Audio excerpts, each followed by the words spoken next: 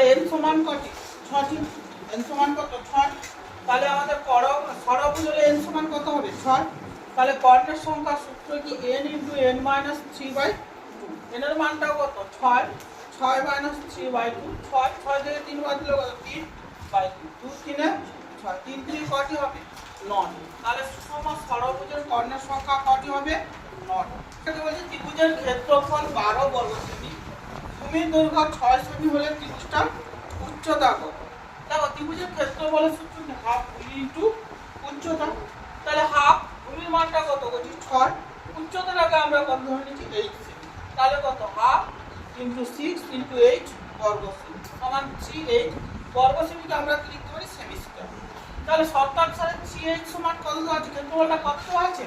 ক্ষেত্রফলটা কত আছে? 5। 38 সমান কত? 12। 8 সমান কত? 4। 8 সমান কত বলছি? 4। অতএব ত্রিভুজের উচ্চতা কত? 4 সেমি। ক্লিয়ার থাকলো? দেখো a সমান -5, b সমান 2, c সমান -3 হলে এর মান কত? দেখো আমাদের অ্যানসার। তাহলে এইটার মান a of b - c by ab plus bc plus c। দেখ এর মানটা কত হচ্ছে? এর মানটা কত? -5। b এর মানটা কত? 2।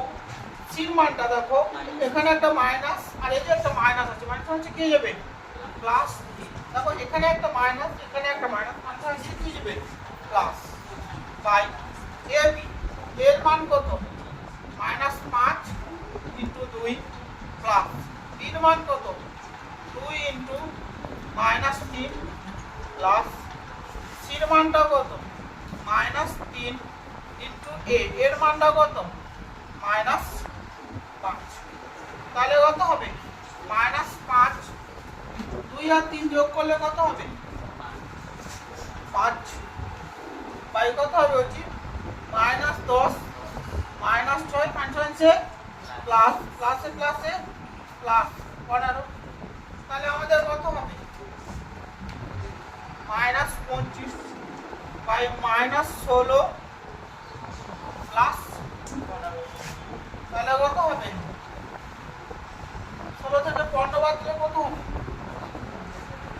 -1। তাহলে মাইনাস, তাহলে মাইনাস হচ্ছে কি? মাইনাস ব্র্যাকেট আছে এইভাবে, first third bracket, second bracket, first bracket. 6 স্কয়ারের cube into 6 to the power 4 ভাজিত 6 টু দি পাওয়ার 7 হয়েছে।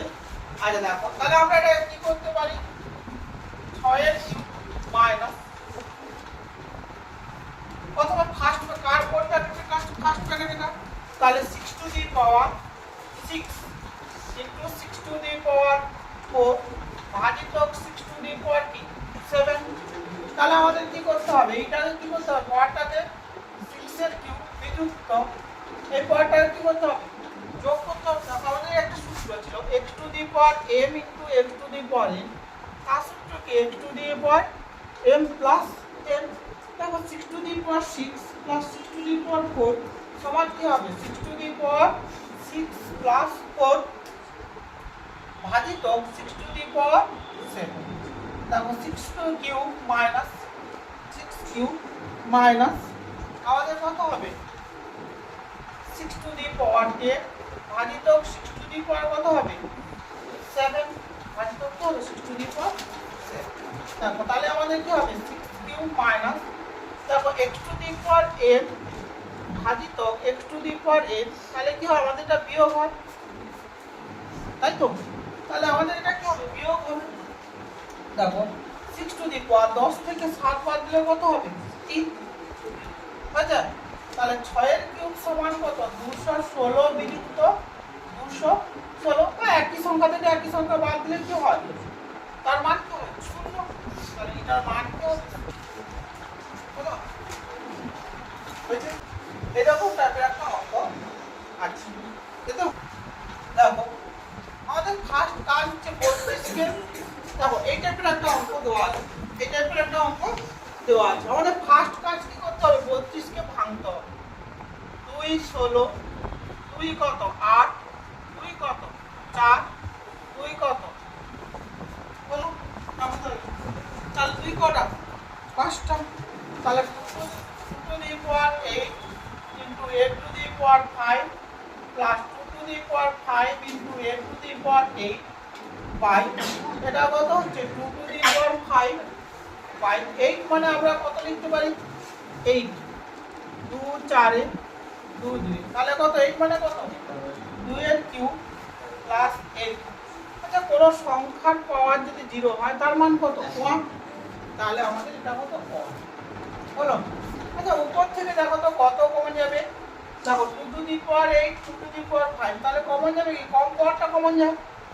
আবার দেখো এতে লক্ষ্য a to the power 5 a to the power 8 common যাবে কত a to the power 5 পড়ে আছে কত, দেখো এখানে 5টা 8টার 5টা নিয়েছি, কটা পড়ে আছে 3টা, তাহলে 2 to the power 3 প্লাস এখানে দেখো এর কটা ছিল 8টা নিয়েছি কটা 5টা পড়ে আছে কটা 3টা by 2 to the power 5 into 2 এর কিউব প্লাস a কিউব।